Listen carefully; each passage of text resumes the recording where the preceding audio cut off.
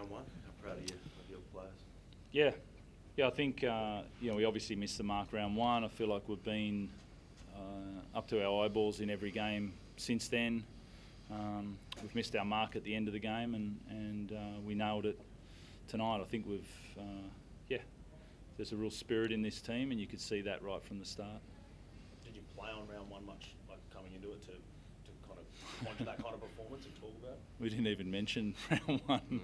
No, there was no mention of that. That's not, if you're looking for short-term motivation, we're trying to play really good footy, and so building on each week's key for us. Line speed and midfield energy was great, wasn't it? Yeah. There are some good questions. I've obviously got really good carriers of the ball there that you need to do a job on, and then on the back of that, Ted and the other guys have got a line org because they're going to ask questions on the edge, and I felt like the balance between our physicality on the tackle and then our organisation and answering their questions from their shifts was really good.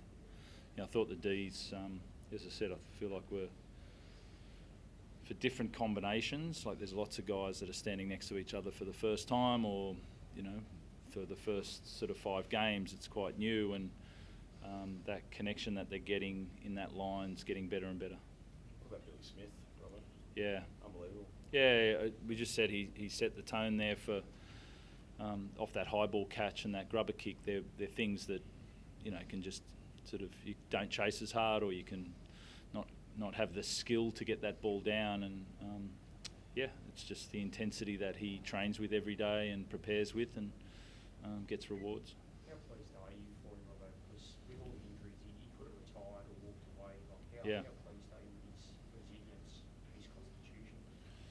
Yeah, it's such a, Billy means a lot to us, at the club, and and it's he's definitely fought through a lot, and we've lived that through with him, and so I think it's the most I've seen Daniel Tupou smile coming off the ground talking about Billy. He doesn't usually smile about himself, but there's a joy in the players in the way that they've rallied around him, but also we get energy from him.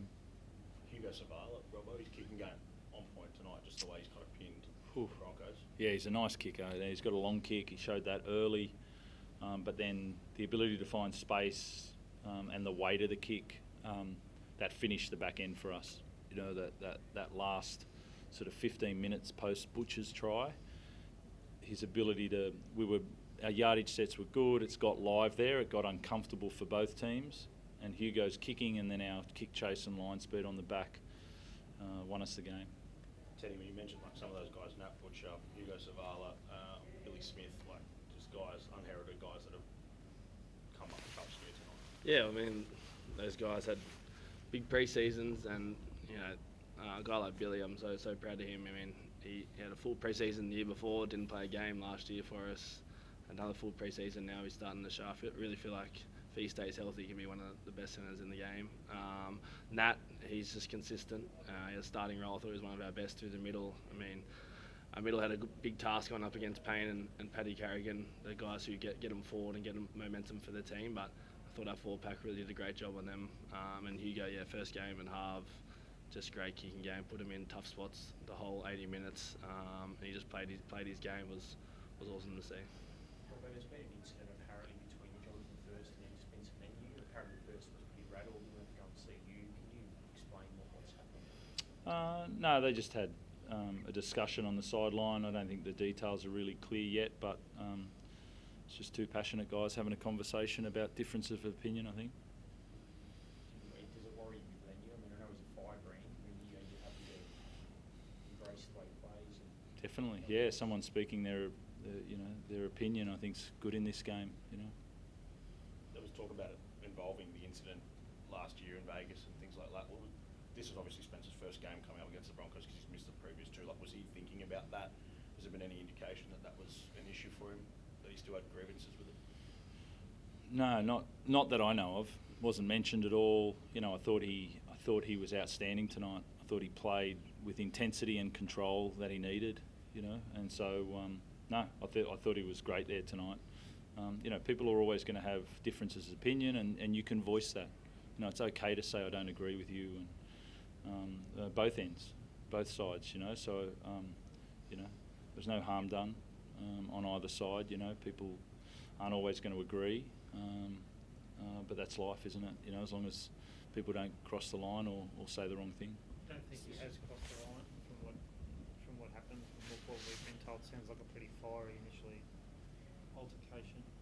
Yeah, there's a discussion there, but from what I saw, there wasn't any crossing the line there. So, yeah. Is the sideline the right place to do it, Robbo, or is it probably should have been a conversation maybe somewhere else if Spencer's got that problem? I don't know why Spencer, he didn't go and approach anybody, you know, so I don't know why you're trying to put it on Spence here. That's just the.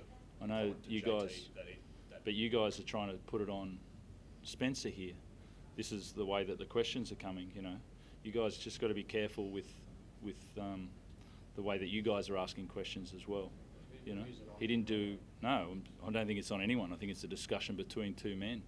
I don't think that's the end of the world. So, just cool your jets when it comes to accusations around somebody. You know, the way that you guys are questioning there, you've already formed an opinion. Two guys having a conversation.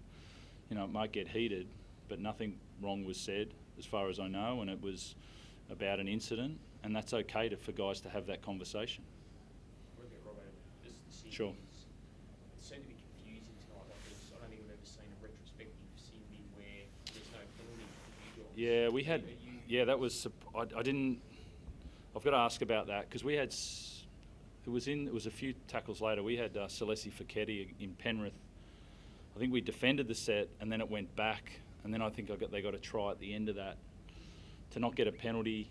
I don't know. I don't know the rule, but I thought at least if it was a sin bin that they know where the spot is, that they could have gone back, but they may have a clear ruling on that as to why. Do we need to clear that up,